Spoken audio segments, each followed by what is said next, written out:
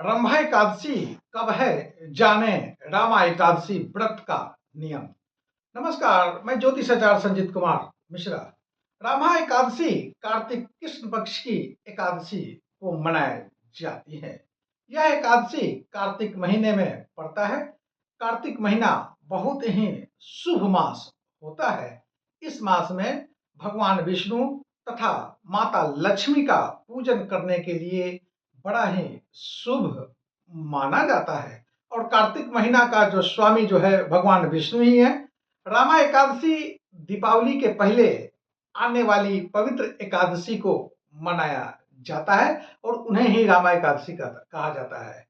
इनका व्याख्या जो है पद्म पुराण में भी मिलता है। आपको बड़ा आश्चर्य होगा, रामा एकादशी इसको क्यों कहा जाता है। रामा का अर्थ होता है भगवान विष्णु श्री हरि, विष्णु और उनकी पत्नी माता लक्ष्मी का संयुक्त रूप से जो पूजन होता है उसे रामभा कहते हैं। इसलिए उनको रामभा एकादशी कहा जाता है।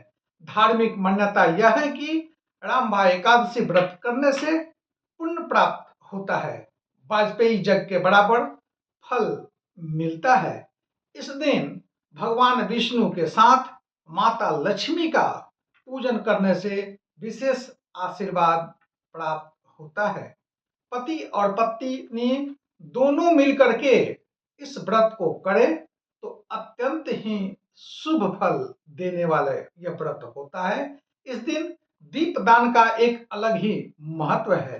रामा एकादशी व्रत तथा उपवास करने से पापों का नाश होता है, साथ ही जीवन में सुख समृद्धि की प्राप्ति होती है।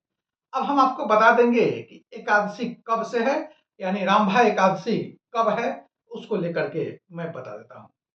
एकादशी तिथि का आरंभ जो है 16 अक्टूबर 2025 दिन गुरुवार समय दोपहर के 1:46 से आरंभ हो जाएगा एकादशी।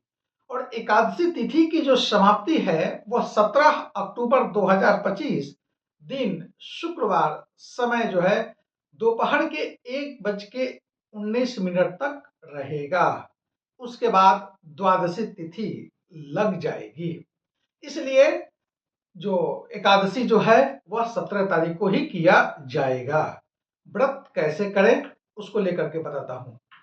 व्रत के एक दिन पहले शुद्ध भोजन करें, व्रत के दिन स्नान करें, स्वस्थ वस्त्र धारण करें, नया वस्त्र है तो नया वस्त्र धारण करें, पूरे दिन उपवास रह करके भगवान विष्णु सहित माता लक्ष्मी का पूजन करें।